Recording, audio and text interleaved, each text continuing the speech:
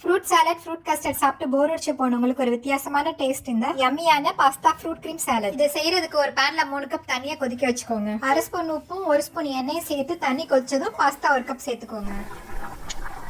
7-8 நிமிஷம் கழிச்சு பாஸ்தா வெந்துருச்சான்னு ஒரு ஸ்பூனால கட் பண்ணி பாருங்க.